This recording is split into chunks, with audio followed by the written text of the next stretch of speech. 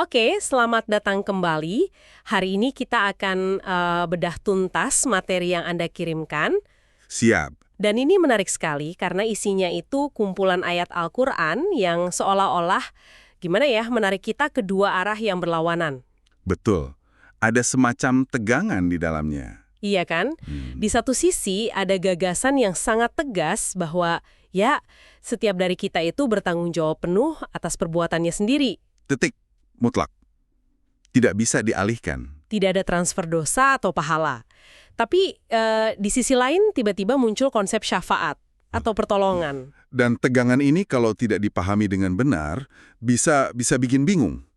Karena yang satu terdengar seperti keadilan yang dingin, yang kaku, Hitam di atas putih ya. tepat, semua dihitung persis sesuai amal, sementara yang satunya lagi, syafaat itu, terdengar seperti ada pintu belakang, sebuah harapan akan kemurahan hati. Nah, itu dia. Jadi banyak orang mungkin terjebak di salah satu ekstrim. Bisa jadi terlalu cemas karena merasa sendirian, atau sebaliknya, jadi terlalu santai karena berharap, nanti juga ada yang menolong. Padahal keindahannya justru ada di cara keduanya bekerja bersama. Persis. Jadi pertanyaannya, bagaimana dua ide yang kelihatannya bentrok ini bisa jalan beriringan? Apakah syafaat itu semacam pembatal dari tanggung jawab pribadi? Mari kita coba urai ini ya. Kita mulai dari fondasinya dulu. Boleh. Pilar yang paling kokoh. Pertanggungjawaban individu yang mutlak. Oke. Analogi yang paling gampang mungkin rapor sekolah. Nilai di rapor itu kan murni hasil ujian dan tugas Anda. Nggak bisa nilai teman yang lebih pintar ditransfer ke rapor kita, kan? Nggak bisa. Nah, beberapa ayat yang Anda berikan ini melukiskan gambaran yang jauh lebih intens dari itu soal hari perhitungan. Tepat sekali. Ada satu ayat yang menggambarkannya dengan sangat visual dan personal. Yang mana itu? Itu dari surah Al-Isra ayat 13-14. Coba kita dengarkan bunyinya. Silakan. Dan setiap manusia telah kami kalungkan catatan amalnya di lehernya, dan pada hari kiamat akan kami keluarkan baginya sebuah kitab dalam keadaan terbuka. Tunggu dulu. Ya, Dikalungkan di lehernya. itu. Itu metaforanya kuat sekali ya. Bukan cuma dibawa di tas atau dipegang, tapi dikalungkan. Betul. Sesuatu yang tidak bisa dilepas, selalu menempel. Menjadi bagian dari diri kita. Persis. Itu menyiratkan sesuatu yang, ya, tidak terpisahkan. Amal perbuatan kita itu bukan entitas eksternal.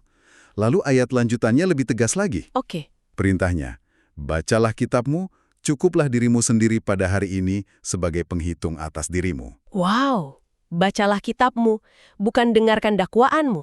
Nah itu dia. Ada unsur keaktifan di sana.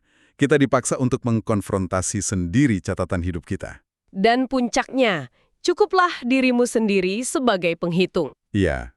Jadi kita bukan cuma terdakwa, tapi sekaligus jadi saksi, jaksa, dan mungkin hakim atas diri kita sendiri. Bisa dibilang begitu.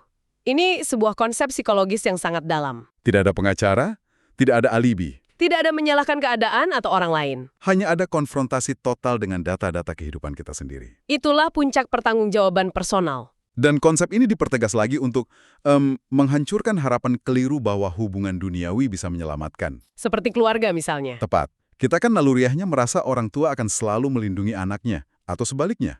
Tapi coba lihat apa yang dikatakan di surah Luqman ayat 33. Iya. Ayat ini benar-benar menohok. Karena secara naluri, orang tua pasti ingin melakukan apa saja untuk anaknya. Tentu. Ayatnya berbunyi, takutlah pada hari ketika seorang bapak tidak dapat memberi manfaat sedikit pun kepada anaknya, dan seorang anak tidak dapat pula memberi manfaat sedikit pun kepada bapaknya. Jelas sekali ya. Jelas sekali. Ini seperti bilang bahwa di hadapan Tuhan, bahkan ikatan terkuat di dunia, cinta orang tua pada anak, itu tidak berlaku untuk urusan transfer tanggung jawab. Setiap orang berdiri sendiri. Betul. Dan kalau masih ada keraguan, ada ayat yang fungsinya seperti segel pengunci. Oh ya? Dari surah Al-Infitar, ayat 19. Isinya sangat absolut. Gimana bunyinya? Yaitu hari ketika seseorang sama sekali tidak berdaya menolong orang lain. Dan segala urusan pada hari itu dalam kekuasaan Allah. Sama sekali tidak berdaya. Nah, itu kata-kata yang final. Pesan dari ketiga ayat ini sangat konsisten dan tidak bisa ditawar. Catatanmu milikmu, bebanmu di pundakmu. Dan tidak ada yang bisa ikut campur. Mendengar semua itu, jujur saja rasanya jadi Sedikit pesimis. Wajar. Gambaran dikalungkan di leher dan sama sekali tidak berdaya itu kan begitu final. Seolah kita sendirian di ruang pengadilan kosmik yang dingin. Benar. Tapi disinilah materi Anda jadi sangat menarik. Karena setelah membangun dinding yang begitu kokoh, tiba-tiba muncul sebuah pintu. Sebuah konsep yang disebut syafaat. Iya, bagaimana ini bisa masuk akal di tengah gambaran yang begitu tegas tadi? Pertanyaan yang sangat krusial.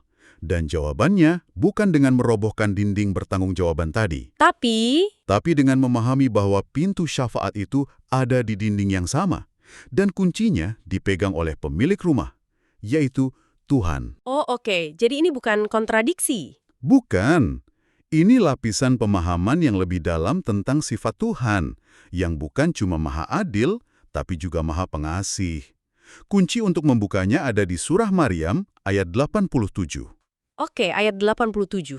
Ayat ini mengatakan, mereka tidak berhak mendapat syafaat, pertolongan, kecuali orang yang telah mengadakan perjanjian di sisi Tuhan yang Maha Pengasih. Nah, ini dia. Kuncinya di kata kecuali ya. Betul. Ayat ini tidak bilang syafaat itu tidak ada, tapi tidak berhak mendapatkannya kecuali. Ada syaratnya. Ada syaratnya, dan syaratnya sangat ketat. Dan kata perjanjian ini menarik. Apa ya maksudnya mengadakan perjanjian dengan Tuhan dalam konteks ini? Apakah ini tentang syahadat? Pertanyaan bagus sekali. Para ahli tafsir menjelaskan bahwa perjanjian atau ahad di sini bukan semacam dokumen legal. Bukan tanda tangan sekali seumur hidup ya?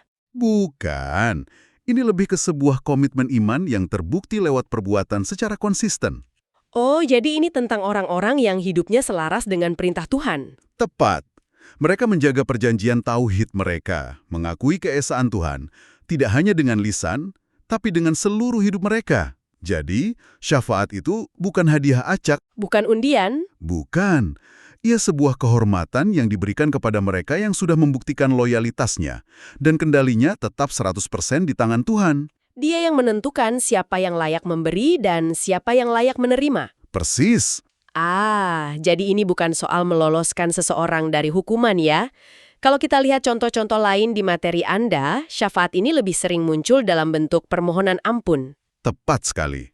Contoh di kisah Nabi Yusuf itu sangat indah. Di surah Yusuf. Iya, di ayat 98.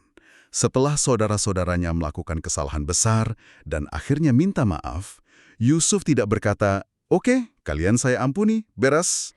Tidak sesederhana itu ya? Tidak. Dia tahu pengampunan mutlak itu bukan miliknya. Yang dia katakan adalah, "Aku akan memohonkan ampunan bagimu kepada Tuhanku. Sungguh, dialah yang maha pengampun, maha penyayang." Jadi posisinya sebagai perantara doa. Betul. Dia menggunakan kedekatannya dengan Tuhan untuk memohonkan rahmat bagi orang lain. Ini adalah bentuk syafaat di dunia. Pola yang sama juga ada di nabi-nabi lain kan? Benar. Kita lihat pada Nabi Nuh di Surah Nuh ayat 28. Beliau berdoa, "Ya Tuhanku, ampunilah aku, ibu bapakku, dan siapapun yang memasuki rumahku dengan beriman." Dan semua orang beriman, laki-laki dan perempuan. Iya, doanya tidak egois, tapi meluas. Ini adalah praktek syafaat, memohonkan kebaikan dan ampunan untuk orang lain. Dan ternyata ini bukan hanya terjadi antar manusia. Materi Anda juga menyertakan surah Asy-Syura ayat 5. Ya, ini membawanya ke level kosmik. Skalanya lebih besar lagi. Itu lebih besar. Ayatnya berbunyi, "Dan para malaikat bertasbih memuji Tuhannya dan memohonkan ampunan bagi orang-orang yang ada di bumi." Loh, jadi para malaikat pun melakukannya? Terus-menerus. Jadi tindakan memohonkan rahmat untuk makhluk lain ini adalah sebuah aktivitas yang konstan terjadi di alam samawi. Ini bukan anomali. Bukan, tapi bagian dari cara kerja sistem rahmat Tuhan. Ini menunjukkan betapa pentingnya konsep saling mendoakan ini. Oke, saya masih mencoba merangkainya di kepala. Di satu sisi, surah Al-Infitar bilang dengan sangat tegas, seseorang sama sekali tidak berdaya menolong orang lain. Itu kan absolut. Betul. Tapi di sisi lain, kita punya contoh para nabi dan bahkan malaikat yang aktif memohonkan ampunan. Apakah ayat pertama itu bicara tentang kemampuan atau kekuatan inheren manusia yang memang nol, sementara syafaat ini murni tentang izin ilahi? Tepat sekali. Anda menangkap nuansa kuncinya. Oh, jadi itu perbedaannya. Itu perbedaannya. Ayat tidak berdaya menolong itu berbicara tentang kapasitas kita. Pada hari itu, Tidak ada seorang pun yang punya power atau otoritas untuk campur tangan. Kekuasaan kita nol. Nol. Tapi syafaat tidak beroperasi berdasarkan kekuatan si pemberi syafaat. Ia beroperasi 100% berdasarkan izin dari sang pemilik kekuasaan. Jadi Nabi Muhammad, para nabi lain atau malaikat bisa memberi syafaat bukan karena mereka hebat. Tapi karena Tuhan mengizinkan mereka untuk mengajukan permohonan. Dan permohonan itu pun bisa diterima atau ditolak. Jadi kalau begitu kedua konsep ini tidak saling meniadakan. Justru saling mendefinisikan. Keadilan mutlak adalah sistem operasinya. Dan syafaat adalah, katakanlah, fitur premium di dalam sistem itu. Bukan program dari luar. Analogi yang sangat bagus. Syafaat itu bukan cheat code untuk lolos dari sistem. Ia adalah bagian paling canggih dari sistem itu sendiri. Sebuah manifestasi rahmat yang beroperasi di dalam kerangka keadilan bukan membatalkannya. Fondasinya tetap pertanggungjawaban pribadi. Tetap, Anda tidak bisa datang dengan catatan kosong atau penuh kejahatan lalu berharap syafaat akan menghapus semuanya. Tentu. Tapi bagi mereka yang sudah berusaha, yang menjaga perjanjiannya, yang imannya benar, meski mungkin amalnya kurang sempurna. Nah, disitulah pintu rahmat ini bisa terbuka. Ini punya implikasi psikologis yang luar biasa ya. Sangat. Jika hanya ada keadilan mutlak tanpa syafaat, agama bisa terasa menakutkan dan membuat orang putus asa. Aku tidak mungkin sempurna, pasti celaka gitu ya. Benar. Sebaliknya, jika hanya ada syafaat tanpa fondasi keadilan, orang bisa menjadi lalai. Santai saja, nanti juga ada yang menolong. Keseimbangan antara keduanya ini menjaga kita tetap berada di jalur yang benar. Waspada karena tahu semua akan dihitung, namun tetap optimis karena tahu rahmat Tuhan itu tak terbatas. Jadi dari ayat-ayat yang Anda berikan, kita bisa menarik sebuah gambaran yang jauh lebih utuh dan seimbang. Benar. Prinsip pertanggungjawaban pribadi itu kokoh seperti batu karang. Catatan amal yang dikalungkan di leher itu nyata. Tidak bisa diganggu-gugat. Tapi di atasnya ada langit rahmat Tuhan yang luas yang bisa menurunkan hujan syafaatnya kepada siapa yang Dia kehendaki. Melalui perantara yang Dia izinkan. Keadilannya menuntut pertanggungjawaban, tapi sifat Maha Pengasihnya membuka pintu harapan. Benar sekali.